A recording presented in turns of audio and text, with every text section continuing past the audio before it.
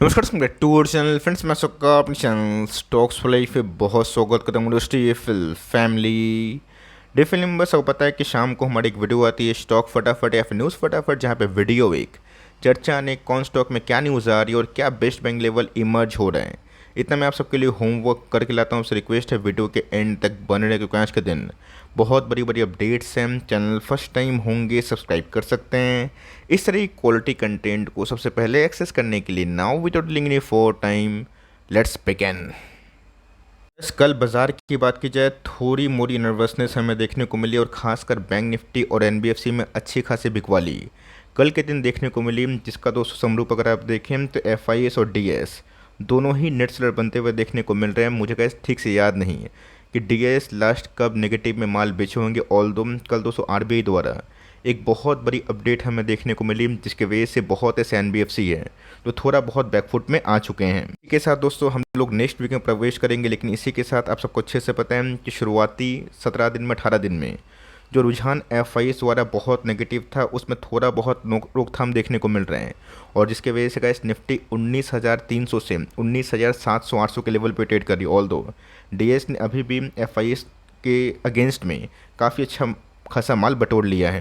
बीच में gas global index को देखना बहुत ही हद तक इम्पोर्टेंट है। यस, एफआईएस को हम लोग देखेंगे, बॉन्ड यील्ड को देखेंगे, और ऑफ कोर्स यूएस में घटनाक्रम क्या हो रहा है, फेड क्या करने की मंशा रख रहा है। लेकिन इसी बीच में डो का मूवमेंट बहुत ही हद तक इम्पोर्टेंट है, बिकॉज अब दोस्तों अगर आप चाहते हैं कि निफ्टी में तेज़ी का माहौल है ना, ग्लोबल इंडेक्स को पार्टिसिपेट करना बहुत ही हद तक इम्पोर्टेंट है। तो मोरलेस का दोस्तों जो एक साल हाई है ना, डो उसी के लगभग ट्रेड करता हुआ देखने को मिल रहा है, बस अपने एक साल हाई से 2% 1.5% डाउन है। अगर दोस्तों इसमें तेज़ी भरा माहौल इमर्ज होता है और फेड की कमेंट्री इन लाइन आती है, तो मेरा ऐसा मानना है कि ग्लोबल मार्केट साथ ना भारतीय बाजार को भी एक ऊर्जा और भी मिल सकती है। इस अगर आप देखें जो वायदा बाजार है गिफ्ट निफ्टी अभी के टाइम का इसको जो इंडिकेट कर रहा है 19,800 का लेवल, जो एक बहुत ही मजबूत लेकिन वो रेजिस्टेंस तो था 19,700, उसके ऊपर दिखाई पड़ा है। ऑल दो गैस कल के दिन की बात की जाए, फुर्सी सहित सीए सहित डेक्स सहित सब में हमें अच्छी खासी घटनाक्रम देखने को मिल रही है। यहाँ पर तो थोड़ा फोकस करिए कि आप सबको अच्छे से पता है कि जब इसराइल की न्यूज़ आई थी, लोग कितना हल्ला मचाए थे कि क्रूड में ये होगा वो होगा। मैंने कहा सबको साफ साफ बता दिया था कि जब तक मिडिल ईस्ट और गल्फ कंट्री इस युद्ध में सीधा इसराइल को काउंटर नहीं देंगे और वेस्ट का सपोर्ट अगर इसराइल को मिलता रहा ना, तो ऑफकोर्स क्रूड शॉर्ट टर्म में स्पाइक किया है, लेकिन लॉन्ग टर्म में सस्टेन करना बहुत ही मुश्किल है। अभी तो गैस बीच में क्रूड ना $77 पर बैरल के आसपास आता हुआ देखने को मिला था, जो गैस कल के दिन भागा तो ज़रूर है, लेकिन यस अभी भी गैस बहुत ही नीचे हमें देखने को मिल रहा है। ये गैस जितना कम होगा ना, उतना ही नेगेटिविटी खासकर भारतीय बाजार से जाता हुआ दिखाई दे सकता है। दोस्तों कल के दिन आरबीआई का एक बहुत ही बड़ा जो मास्टर स्ट्रोक है बाजार को हिट होता हुआ देखने को मिला। आरबीआई ने साफ साफ बता दिया क्रेडिट ग्रोथ भारत में बहुत ही अच्छा है, यूपीआई का ट्रांजेक्शन लाइफ टाइम हाई है, लेकिन इसी के बीच में उनको एक बबल देखने को मिल रहा है। बबल की बात की जाए तो माइक्रो फाइनेंस में आप सबको अच्छे से पता है कि बहुत सारे एनबीएफसी बहुत ही ईजी वे में बहुत सारे लोगों को टारगेट करती है और उसको बहुत ही हाई इंटरेस्ट पे लोन्स देती है, जिसकी वजह से मार्केट में पैसे तो आ रहे हैं और यूपीआई ट्रांजेक्शन इस बात को बता भी रहा है। लेकिन ये जिस रफ्तार से ग्रोथ हो रही है वो काफ़ी एबनॉर्मल है, और कहीं आने वाले कल में इस लोन के चक्कर में बहुत सारे एनबीएफसी डूब ना जाएं। इसको इम्प्रूव करने के लिए कैपिटल एडिक्वेसी रेशियो की बात की जाए, इसको बहुत ही हद तक इम्प्लीमेंट आरबीआई ने कर दिया। मतलब अब दोस्तों आने वाले कल में जो लोन टाइटनिंग की बात की जाए उस पर आरबीआई काम करेगा, मतलब आने वाले कल में गैस लोन मिलना और महंगा हो जाएगा। एक तो गैस ऐसे ही रेपो रेट 6.5% के आसपास है, फेड की जो रेट है आपको अच्छे से पता है कि 5.5% के आसपास है। अगर उसमें तो कैपिटल एडिक्वेसी रेशियो को सुधारने के लिए और बैंकों के पास एनबीएफसी के पास कुछ ज़्यादा पर्याप्त मात्रा में एक लिमिट से ऊपर पैसे रखने की अगर क्षमता होनी चाहिए, तो ऑफकोर्स पीछे से कैश मिलने वाला लोन भी काफ़ी महंगा हो जाएगा। और इसी न्यूज़ के साथ ना बहुत सारे एनबीएफसी में सेल ऑफ हमें देखने को मिली, और मेरा ऐसा मानना है कि आरबीआई ने ठीक किया है। अगर आप इंडिया को ग्रोइंग नेशन के हिसाब से बढ़ना चाहते हैं, तो मैं कैसे ये भी ना सुनिश्चित करना पड़ेगा कि बबल फॉर्म ना हो, और ऐसा ना हो कि ग्रोथ के चक्कर में आने वाले कल में हम लोग कोई क्राइसिस को इनवाइट कर दें। यस, ये न्यूज़ बहुत लोग ख़राब लगी, बट मेरे हिसाब से इस न्यूज़ का इम्पैक्ट भले ही शॉर्ट टर्म में ख़राब दिखाई पड़ रहा है, बट लॉन्ग टर्म में गैस सही में सही मायने में आरबीआई ने बहुत ही सही खेल खेला है। इसकी वजह से गैस कल एसबीआई कार्ड सहित चोला फाइनेंस सहित बजाज फाइनेंस सहित बहुत सारे एनबीएफसी में अच्छी खासी फॉल देखने को मिली। अब बहुत लोग मुझसे पूछेंगे कि सर इसका इम्पैक्ट तो बजाज फाइनेंस में नेगेटिव पड़ा, चलिए न्यूज़ कल ही मिल गई थी, लेकिन यस ये कितना गिर सकता है मेरे हिसाब से गैस अगर ये सब शॉक वाली न्यूज़ आती है ना, सबसे negative mid cap small cap के शेयर्स के लिए होता है, बिकॉज उनके पास पर्याप्त मात्रा में वो स्टेबिलिटी नहीं है, और सही में गैस जो मैनेजमेंट है ना बजाज फाइनेंस का इन सब न्यूज़ के पहले 7,500 के भाव पे QIP लाना और 10,000 करोड़ के आसपास इतना बड़ा फंड रेस करना काबिल तारीफ बात होती है। ये बात पहले से किसी को पता थी या फिर नहीं थी उस पर गैस मैं नहीं जाऊंगा, लेकिन ये सही टाइम पे गैस QIP होने की वजह से ना बजाज फाइनेंस ने हायर भाव पे अपना फंड को रेस कर लिया, जो एक बहुत ही बड़ा, मैं बोलूँगा काबिल तारीफ बात है। ऑल दो का इस न्यूज़ तो नेगेटिव है, मैं इसको डिनाई नहीं कर रहा हूँ, लेकिन यस मैंने क्या बताया कि ये सब न्यूज़ से ना छोटी मोटी कंपनी पे काफ़ी नेगेटिव इम्पैक्ट पड़ता है, बट बड़ी कंपनी इसीलिए गैस मानी जाती है कि वो सब ना बहुत नेगेटिव न्यूज़ को भी ना आराम से झेल लेती है। तो मेरे हिसाब से gas long term point of view से कोई डरने वाली बात नहीं, उल्टा तो और अच्छा पॉइंट है ना, जहाँ पे बजाज फाइनेंस अभी के टाइम अपने लाइफ टाइम हाई से 12 से 13% गिर चुका है और फर्दर गिरावट होगी तो long term investment point of view से कैसे हमें चुनने का मौका मिल जाएगा।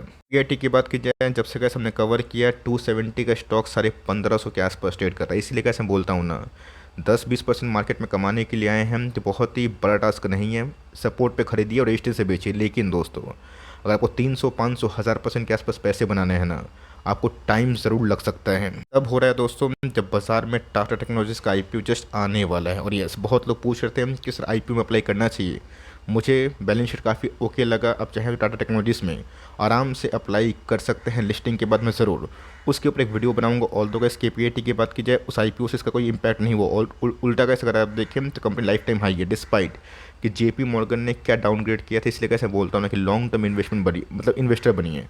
और कब क्या न्यूज़ आती है फ्रॉम द मैनेजमेंट, इसको थोड़ा सा वाइसली ऑब्जर्व करें। 2020-21 की प्रदर्शन अगर आप देखें तो टॉप लाइन और बॉटम लाइन दोनों में ग्रोथ नहीं थी, लेकिन गैस जब ना ऑटो सेक्टर में ग्रोथ हुआ ना, ये कंपनी आग बबूला हो गई। डिस्पाइट कि IT ने बहुत पैसे नहीं बनाए 2 सालों में, ये कंपनी गैस हमेशा डेली के डिलीवरी के टाइम लाइफ टाइम हाई पे है। पुराने निवेशक को बहुत बड़ा कॉन्ग्रेचुलेशन, और जिन्होंने कहा सही टाइम में 300, 400, 500 में एवरेजिंग करी, एंट्री करी, उनको तो गैस बम बम पैसे बन रहे हैं। इंडिया की बात की जाए मुझे गैस वही लग रहा है जो कि वही देखने को मिलता है कि पहले लोग को डराओ फिर दबा के माल उठाओ। कंपनी के नंबर्स काफ़ी स्टेबल हो गए और इस पॉइंट ऑफ व्यू में गैस मेरा एक ही मानना है, आप इस कंपनी को भले एवरेजिंग करने से बचें या फ्रेश एंट्री करने से आपकी मर्जी की बात है, लेकिन यस आप फ्रस्ट्रेशन में गैस बेचने से बचें, बिकॉज फ्रस्ट्रेशन में वही लोग बेचते हैं जिनको अर्निंग्स पे भरोसा नहीं होता। ऐसा मानना है कि फेड का दोस्तों जैसे ही रिजल्ट पॉजिटिव होगा, आई मीन टू से कि रेट कट फॉल होना शुरू होगा, आज नहीं होगा 6 महीना बाद तो होगा, तब दोस्तों कंज्यूमर डिमांड काफ़ी बढ़ेंगी, एड टेक बिजनेस काफ़ी ग्रो करेंगे। उसमें गैस प्लेटफॉर्म बेस वाली कंपनी B2B बिजनेस और खासकर दोस्तों एफल इंडिया से शेयर जो कि एड टेक में काम करती है उन सबको बड़ा फ़ायदा होगा।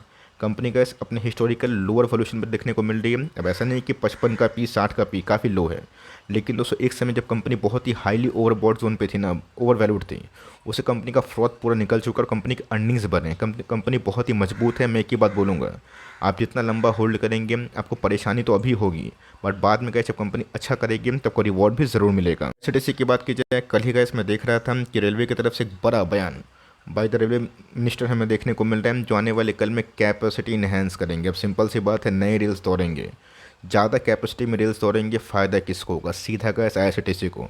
और मेरा ऐसा मानना है कि लाइफ टाइम अर्निंग्स के पास जाके कंपनी स्ट्रॉन्ग स्टेबिलिटी दिखा रही है, जो गैस चुनने का मौका होता है। बहुत ही कम ऐसे गैस PSU स्टॉक है सरकारी कंपनी, जिसको लेके मैं काफ़ी बिजनेस पॉइंट ऑफ व्यू से बुलिश रहता हूँ।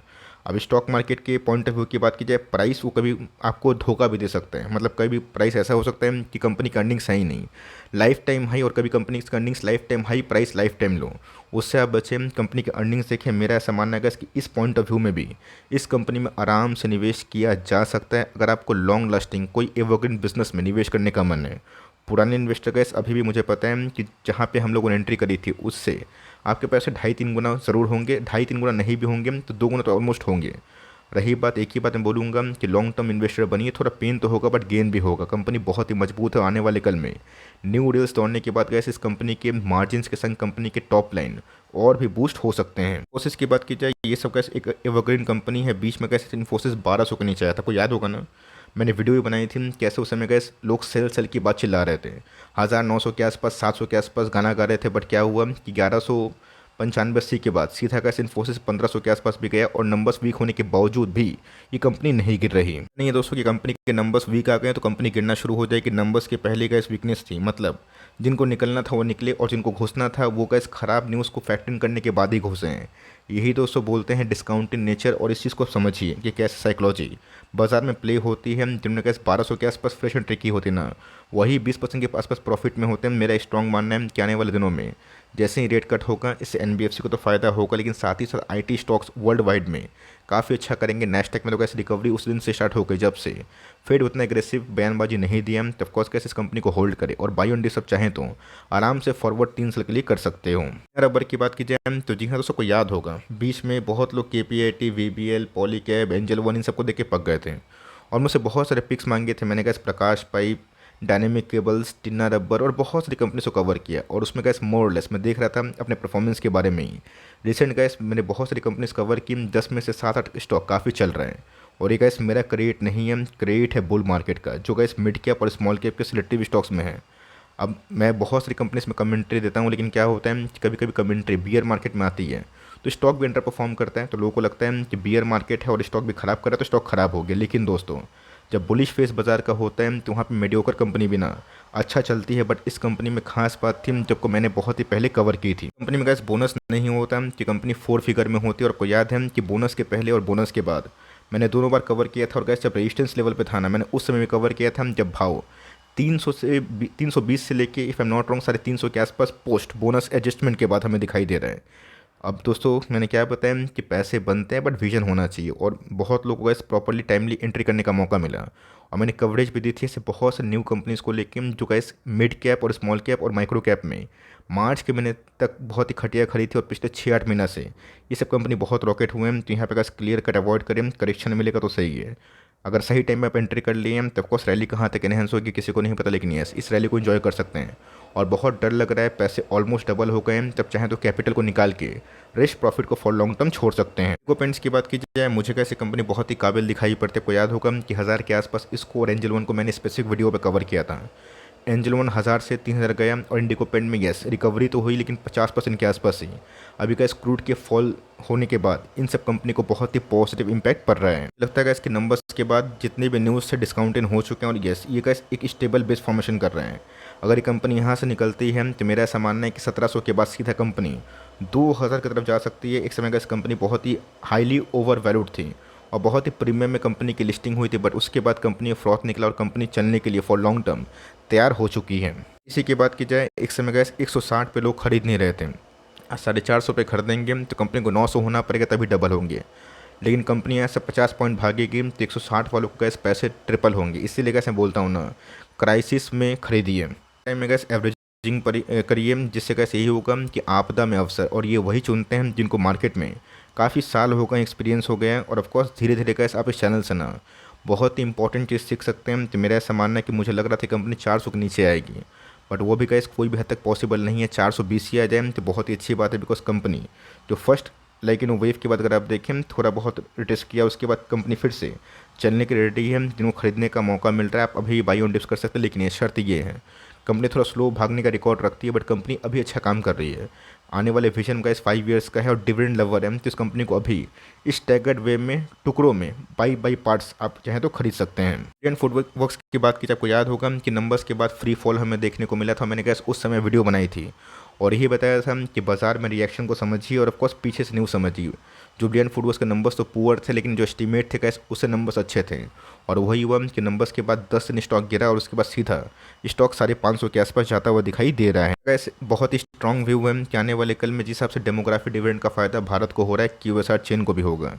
और बढ़ती पॉपुलेशन के संग जो वर्क कल्चर है, जहाँ पे अभी के टाइम हस्बैंड वाइफ में देखता हूँ कि दोनों IT में ही हैं या फिर दोनों काम करते हैं, इससे गैस स्पेंडिंग बढ़ती है। जो जुबलिएंट फूड वर्क्स, KFC और बहुत सारे जो फास्ट फूड चेन है गैस उसको अच्छा बेनिफिट मिल सकता है। ऑल दो गैस कंपनी की एक्सपेंशन प्लान बहुत ही अच्छे हैं, मैनेजमेंट में चेंजेस हमें देखने को मिल रहे हैं और मैनेजमेंट काफ़ी ऑप्टिमिस्टिक है।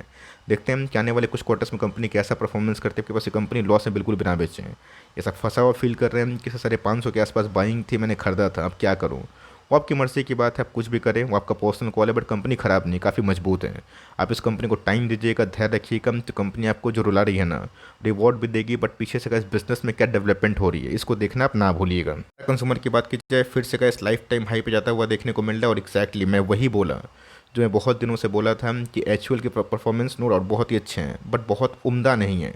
पर टाटा कंज्यूमर का इस नेक्स्ट लेग ऑफ रैली में निफ्टी FMCG में बहुत लोगों को डोमिनेट कर सकता है और एक्जैक्टली कैश डोमिनेशन शुरू हो चुका है। ब्रेकआउट के वर्ज पे कैश तभी से हमें देखने को मिल रहा है जब बीच में 700 का लेवल इमर्ज हुआ था। उस लेवल से कैश सीधा कंपनी अगर आप देखें 250-300 पॉइंट भाग चुके हैं। मेरा स्ट्रॉन्ग मानना है कि आने वाले दिनों में गाइस कंपनी अगर 1000 का मार्क तोड़ती है ना, सीधा 1200-1300 के आसपास भी हमें दिखाई पड़ सकती है। और ये गाइस मैंने आज से नहीं, उस टाइम से बोला है जब कंपनी में कॉन्सोलेशन के बाद एक पैनिक बटन हुआ था, और उस समय कैसे हमने ग्रैब किया था, मैंने खुल के बताया था और बहुत लोग को टाइमली एंट्री करने का मौका मिला। इनिशियल स्टेज में कैसे बहुत लोगों को समझ में नहीं आया, बट फाइनल स्टेज में अब बहुत लोगों को समझ में आ रहा है कि कंपनी ब्रेकआउट हो चुका है। तो मेरा ऐसा मानना है कि बहुत लोगों ने शायद बड़े एफएमसीजी को बेच के इस कंपनी में निवेश किया है। मैंने कमेंट्स देखा, मैं अपने खुद से मन से बना के नहीं बोला, लेकिन यस, अगर आप ऐसे कैटेगरी में हैं तो जल्दीबाजी में शॉर्ट टर्म प्रॉफिट ना बुक करें, उल्टा कैसे कंपनी को रखें, बिकॉज निफ्टी 50 में इंक्लूजन होने के बाद ये कंपनी अभी तक चली ही नहीं है। एक्स की बात की जाए, बहुत लोग कमेंट कर रहे हैं कि सर क्या बेस्ड है। मेरा ऐसा मानना है कि लाइफ टाइम हाई पे जब अर्निंग पर शेयर की बात की जाए, इनके प्राइस से बहुत नीचे था, प्राइस काफ़ी हाई था जब आपने उस समय नहीं बेचा। अब जब गैस 2020-21 के टाइम फ्रेम उसके पहले की बात की जाए, उस हिसाब से अर्निंग्स आ चुके हैं और अर्निंग पर शेयर काफ़ी नीचे आ चुके हैं कंपेयर टू प्राइस।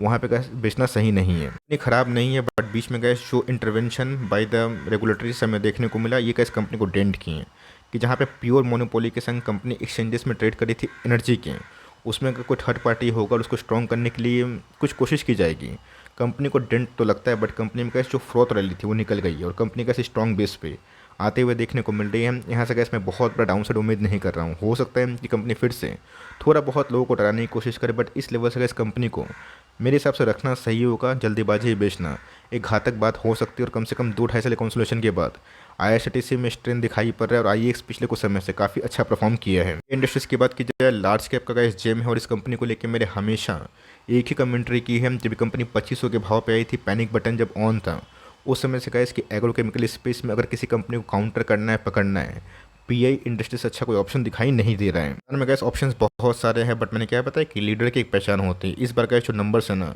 नंबर्स के बदौलत गैस कम से कम ये कंपनी 5200, 5500, 5000 के आसपास जो वैल्यूएशन है उसको कंफर्टेबली ब्रीच करने की क्षमता रखती है। तो कंपनी में कैसे ऑलरेडी ब्रेकआउट हो चुका है, अपने सही टाइम में एंट्री किया, आप आराम से कंटिन्यू करें और लेना चाहते हैं अभी के टाइम तो ऑफकोर्स शॉर्ट टर्म में नहीं बल्कि लॉन्ग टर्म में फोकस करें और बाई ऑन डिप्स करके ना इस टैगेट पे बाइंग करें, बिकॉज मुझे कैसे इस कंपनी का भविष्य काफ़ी मजबूत और अर्निंग्स बहुत ही मजबूत दिखाई पड़ रही है। आपका क्या व्यू है कमेंट बॉक्स में ज़रूर बताइएगा, और वीडियो अच्छी लगे तो प्लीज़ लाइक करिएगा। चैनल फर्स्ट टाइम होंगे ज़रूर अभी कभी सब्सक्राइब कर भी लीजिएगा। तो गाइस मिलते हैं जल्दी ही, तब तक के लिए बाय।